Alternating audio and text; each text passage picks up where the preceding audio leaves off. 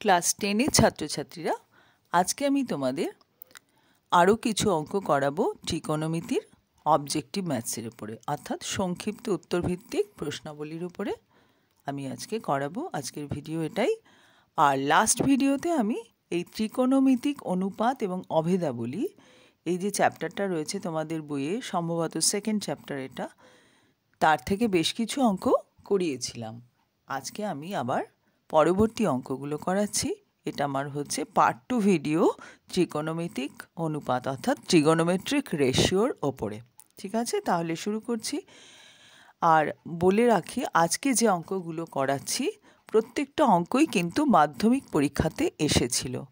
কোন ইয়ারে এসেছিল সেগুলো আমি আর অত ডিটেলসে লিখিনি, কিন্তু প্রত্যেকটা অঙ্কই কিন্তু মাধ্যমিক পরীক্ষায় এসেছে। কাজে এগুলো খুবই গুরুত্বপূর্ণ অঙ্ক। তোমরা মন দিয়ে আমার ভিডিওটা শুনে নাও, দেখে নাও, শিখে নাও, তাহলে কিন্তু তোমাদের পরীক্ষায় কোনো অসুবিধে হবে না। সামনেই মাধ্যমিক পরীক্ষা। তো চলো শুরু করি। প্রথম অঙ্কটা বলেছে 3 cos theta equal to 2 sin theta হলে ট্যান থিটার মান নির্ণয় করতে হবে। আমরা জানি ট্যান থিটা মানে sine theta by cos theta. তো এখানে যে রিলেশনটা দেওয়া আছে আমরা চেষ্টা করব সেই রিলেশনটা থেকে আমরা সাইন থিটা বাই কস থিটার মান বার করতে পারি কি না। সবসময় মনে রাখবে অঙ্কে কিন্তু একটা ক্লু দেওয়া থাকে, সেই ক্লু থেকেই আমাদের অঙ্ক করতে হয়।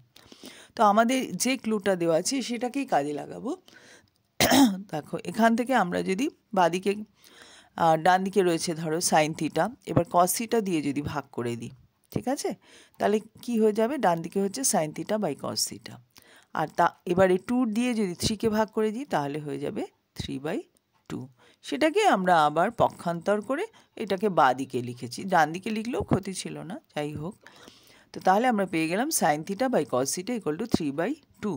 মনে যদি কোনো কনফিউশন থাকে তোমরা বজ্র গুণন করে নেবে, করে দেখবে যে আগের লাইনটার সঙ্গে মিলছে কিনা। অনেক সময় তাড়াহুড়োতে হয়তো 3/2 না লিখে ভুল করে 2/3 লিখে ফেললে, তো সেই জন্য আমি বলবো বজ্র গুণন বা ক্রস মাল্টিপ্লাই করে দেখে নিতে যে যা দেওয়া আছে তার সঙ্গে মিলছে কিনা। তো এখানে দেখো বজ্র গুণন করলে কি হতো, 2 ইন্টু সাইন থিটা, বাদিকের লবের সঙ্গে ডান দিকের হর গুণ করতে হয়। এই সাইন থিটা ইন্টু 2 করলে হয় 2 সাইন থিটা, আর ডান দিকের লবের সঙ্গে বাদিকের হর গুণ করলে কি হয় 3 cos theta, 3 into cos theta. তাহলে 3 cos theta equal to 2 sine theta থেকে আমরা এটা পেয়েছি, একদমই সঠিক। এবার sine theta by cos theta মানেই হচ্ছে ট্যান থিটা, সেই জন্য আমরা লিখলাম ট্যান থিটা ইকুয়াল টু 3/2। এটাই আনসার। ঠিক আছে, আরেকটা কথা বলে দিই, অবজেক্টিভ অঙ্ক করার সময় আমি একটা সিস্টেম দেখিয়েছিলাম। আমার এর আগের অবজেক্টিভ ভিডিওগুলো দেখবে, পুরনো ভিডিও আছে ক্লাস 10-এর প্লেলিস্ট থেকে, সেখানে দেখবে আমি মাঝখানটা একটা দাগ টেনেছি, পুরো মাঝখানও না, মানে বাদিকটা একটু সরু করে আর ডান দিকে বেশি স্পেস রেখে একটা লম্বা, এইরকম মনে করো, এইরকমভাবে ভাগ করেছি। তাহলে কি করছিলাম, ডান দিকটা আমরা রাফ করছিলাম, রাফ করতে তো বেশি জায়গা লাগে, তাই ডান দিকে জায়গা বেশি রেখেছিলাম, আর বাদিকে শুধু উত্তরটা লিখতে হতো। তো এইভাবে পরীক্ষার খাতায় লিখলে ভালো হয়। আমি এখানে আর ওরকমভাবে না করে এরকম সোজাসুজি করেছি, তোমরা পরীক্ষার খাতায় এরকম করে লিখো, তাহলে ডান দিকে রাফ থাকবে আর বাদিকে উত্তরটা থাকবে, তাহলে এক্সামিনারেরও দেখতে সুবিধা হবে, তোমাদের খাতাও পরিষ্কার পরিচ্ছন্ন থাকবে। নেক্সট অঙ্ক, sine theta plus cos theta divided by sine theta minus cos theta equal to 5 হলে ট্যান থিটার মান কত। এটাও মাধ্যমিকে এসছে। তো আমরা এখানে যে ক্লুটা দেওয়া আছে সেটাকেই কাজে লাগাবো। আমরা প্রথমে ভাবলাম বজ্রগুণন করে ফেলি, তাহলে আমরা কি পাই দেখো, এখানে 5-এর তলায় আছে 1 দিয়ে এই বাদিকেটাকে গুণ করলে হয় sine theta plus cos theta, আর ডান দিকে কী হবে 5 into sine theta minus cos theta, অর্থাৎ 5 sine theta minus 5 cos theta. ঠিক আছে, এইবার সব কস থিটাগুলোকে, এই কস থিটাটাকে বাদিকে ধরো নিয়ে গেলাম, তাহলে কি হলো, cos theta plus 5 cos theta, মাইনাসটাকে নিয়ে গেলে এদিকে প্লাস হয়, তো 6 কস থিটা হলো। আর 5 সাইন থিটা ডান দিকে ছিল, সাইন থিটাটা ডান দিকে নিয়ে গেলে মাইনাস সাইন থিটা হবে। 5 সাইন থিটা থেকে সাইন থিটা বাদ দিলে হবে 4 সাইন থিটা। শুধু সাইন থিটা মানে কি 1 সাইন থিটা, 5 থেকে একবার দিলে হয় 4, তাই এটা হয়ে গেল 4 সাইন থিটা। এইবার আমরা sine theta by cos theta লিখলাম, এখান থেকে সাইন থিটার তলায় কস থিটাকে দিয়ে ভাগ করে দিলাম, আর 4 দিয়ে 6কে ভাগ করে দিলাম, তাহলে আমরা এটা পেলাম। বজ্রগুণন করে আবার এটা মিলিয়ে নেবে, তাহলে ট্যান থিটা হয়ে গেল 6/4, লঘিষ্ঠ আকারে নিলে অর্থাৎ কাটাকুটি করে হলো 3/2, 2 দিয়ে ভাগ করলাম 6কে আর 4কে। ওকে, নেক্সট অঙ্ক হচ্ছে 1+2 sin থিটা cos থিটাকে একটা পূর্ণবর্গ হিসাবে প্রকাশ করো, অর্থাৎ কোনো একটা সংখ্যার বর্গ হিসেবে প্রকাশ করতে হবে। হ্যাঁ, তো আমরা এখানে দেখো a+b² ফর্মুলাটাকে কেমন করে কাজে লাগাই। a+b² মানে কি, a+b এর পূর্ণবর্গ বা স্কোয়ার। তো 1+2 sin থিটাকে কাজে লাগাবো 2 sin থিটা ইন্টু cos থিটাকে। 1 মানে আমরা জানি sin square theta plus cos square theta. এটা কিন্তু তোমরা এই ফর্মুলাটা শিখেছো, মনে রাখবে। 1 মানে হচ্ছে sin square theta plus cos square theta. তাহলে 1 এর জায়গায় ওটা লিখলাম, পাশে plus 2 sin theta cos theta লিখলাম। এবার ধরো a+b² ফর্মুলাটা যদি মনে করো, তাহলে তোমরা কি দেখেছিলে, ওখানে a+b² মানে ছিল a স্কোয়ার, ঠিক আছে, আর তারপরে কি ছিল বি স্কোয়ার। তাহলে এ যদি মনে মনে আমি সাইন থিটা ধরি, তাহলে আমরা এ স্কোয়ার পেয়েছি, আর বি যদি কস থিটা ধরি, তাহলে কি পেলাম, বি স্কোয়ার পেলাম কস স্কোয়ার থিটা। তাহলে এ স্কোয়ার প্লাস বি স্কোয়ার পেয়েছি, আর কি বাকি 2ab। তো দেখি এখানে 2ab আছে কি না, হ্যাঁ আছে। 2 এর সঙ্গে এ গুণ করলে হয় সাইন থিটা, আর বি গুণ করলে হয় কস থিটা, অর্থাৎ আমাদের ফর্মুলার সঙ্গে মিলে গেল। আমরা মনে মনে সাইন থিটাকে এ ধরেছিলাম আর কস থিটাকে বি ধরেছিলাম, তার থেকে পেলাম sine square theta plus cos square theta plus 2 sin theta cos theta মানে হচ্ছে a square plus B square plus 2ab। তাহলে তার বদলে কি লিখতে পারি, a plus B whole square. A B লিখবো না, ওটা তো আমরা মনে মনে ধরেছি। আসলে a মানে সাইন থিটা আর বি মানে cos থিটা, তাই সাইন থিটা প্লাস cos থিটার হোল স্কোয়ার হলো। তো এটা তো দেখতেই পাচ্ছ, পুরোটার মাথায় হোলটার মাথায় স্কোয়ার, পুরোটার মাথায়, তাহলে এটা হয়ে গেল পূর্ণবর্গ। এইভাবেই আমাদের প্রকাশ করতে বলেছে, ঠিক আছে। নেক্সট অঙ্ক, এখানে আবার সাইন থিটা ইন্টু কস থিটার মান বলে দিয়েছে হাফ, তার থেকে সাইন থিটা মাইনাস কস থিটার হোল স্কোয়ারের মান নির্ণয় করো। এখানেও সেই কিন্তু আমরা ওই a+b² a-b² এই ফর্মুলাগুলো কাজে লাগবে। তো যেটার মান নির্ণয় করতে দিয়েছি সেটাই প্রথমে লিখলাম, লিখে এটাকে ভাঙালাম, a square plus B square minus 2ab এই ফর্মুলায় ভাঙালাম। এইবার এর মধ্যে একটার মান দেওয়া আছে, আর এই দুটোর মান আমরা জানি। Sign square theta plus cos square theta মানে কি 1, একটু আগেই বলেছি, তোমরা জানো। তাহলে আমরা পেয়ে গেলাম, এইটার জায়গায় লিখবো 1 আর এখানটায় লিখবো -2 ইন্টু হাফ। কেন হাফ, না এইটুকুর মান আমাদের হাফ বলে দেওয়া আছে। 2 ইন্টু হাফ মানে কি 2 2 কেটে গেলে কত হয় 1, হ্যাঁ, তাহলে 1 - 1 = হলো 0। এটাই হলো আনসার, ঠিক আছে, আমরা পেয়ে গেলাম আনসারটা। নেক্সট হচ্ছে cos square theta minus sine square theta = 1/3 হলে cos to the power 4 theta minus sine two the power 4 থিটার মান কত। তো আমরা যেটার মান বার করতে দিয়েছে সেটাই লিখছি। তোমরা না পরপর কয়েকটা অঙ্ক আমি যেগুলো করে দিয়েছি, এক একটা বিশেষ বিশেষ টাইপের, এগুলোই প্র্যাকটিস করবে, করলেই তোমরা এই ধরনের অঙ্ক দিলেই তোমরা কিন্তু বুঝে যাবে, অঙ্কটা দেখেই চোখে দেখেই বুঝে যাবে যে কিভাবে করতে হবে। শুধু এই টাইপগুলো তোমাকে বারবার প্র্যাকটিস করতে হবে।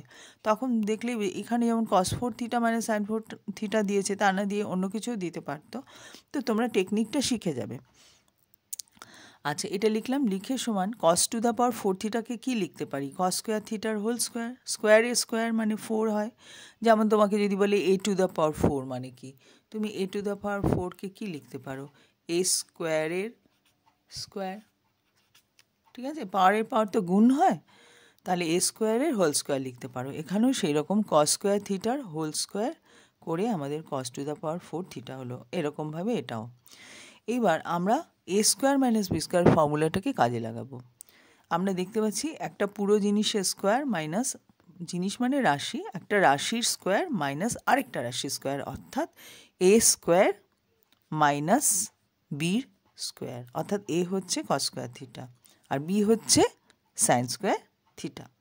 তাহলে a square minus B square সমান সমান কী শিখেছি রে ফর্মুলাতে, a প্লাস বি। তাহলে আমরা কী লিখবো, cos square theta plus sign square theta. ব্র্যাকেটের ভেতরে যেটা আছে সেটা কিন্তু a, ব্র্যাকেটের ভেতরে যেটা আছে এখানে সেটা হচ্ছে b।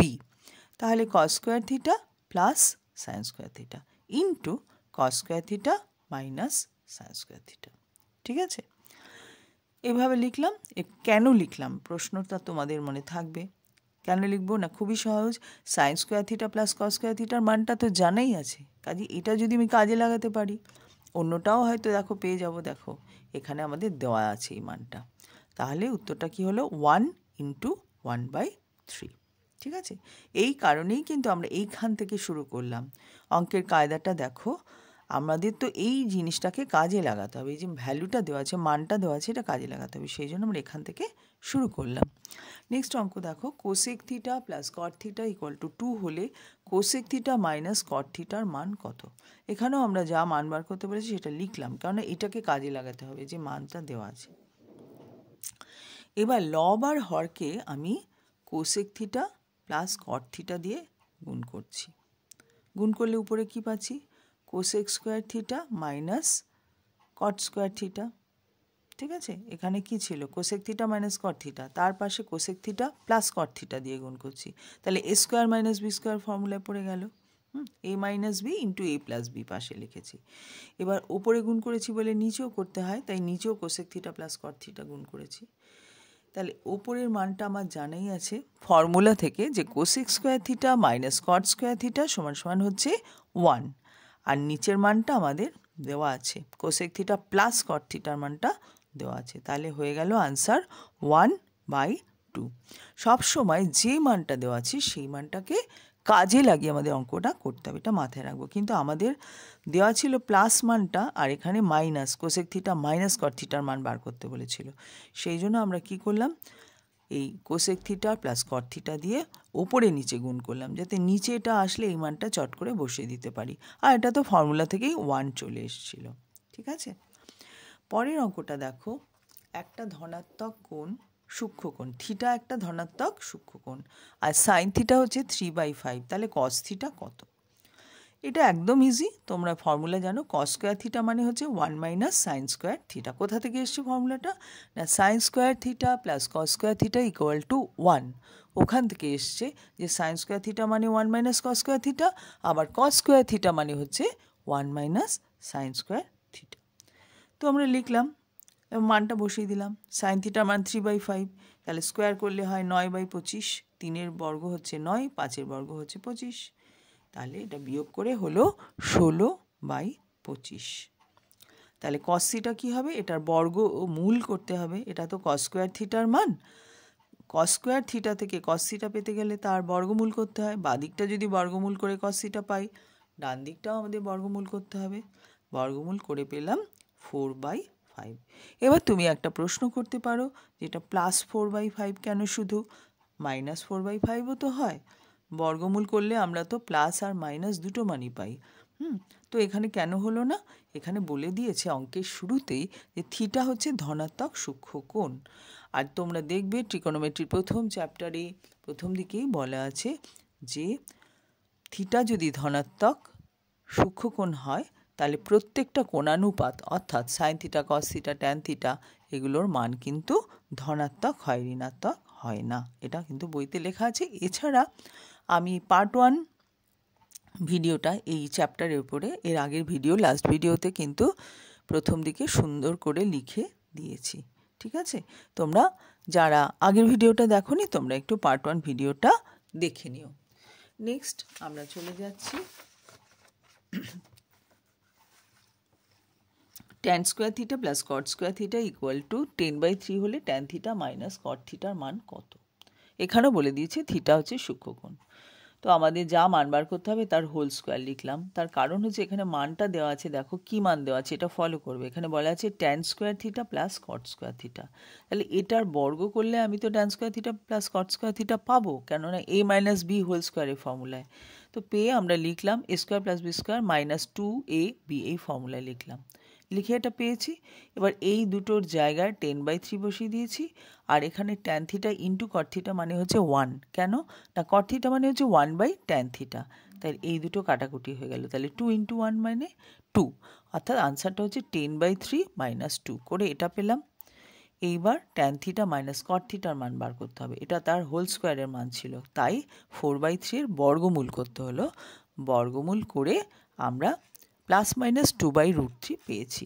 এবারে তোমরা বলতে পারো যে থিটা তো সূক্ষ্মকোণ, হ্যাঁ, থিটা সূক্ষ্মকোণ, এটা যদি শুধু ট্যান থিটার মান হতো বা শুধু কট থিটার মান হতো তাহলে +2/√3 হতো, কিন্তু এটা তো ট্যান থিটার থেকে কট থিটা বিয়োগ করছি, কাজেই এটা বিয়োগ ফলটা মাইনাস হতে পারে, অর্থাৎ ট্যান থিটার মান যদি ছোট হয় কট থিটার মান বড় হয় তাহলে কিন্তু বিয়োগ ফলটা মাইনাস হতে পারে।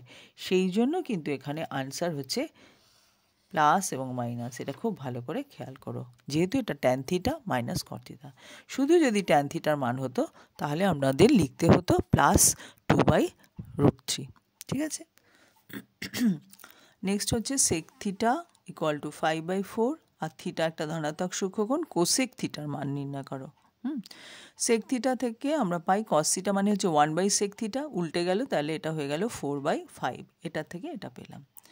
এবার সাইন স্কোয়ার থিটা মানে হচ্ছে 1 - cos স্কোয়ার থিটা, কস থিটার মান 4 পেয়েছি, 4/5 বসালাম, বসিয়ে পেলাম 9/25।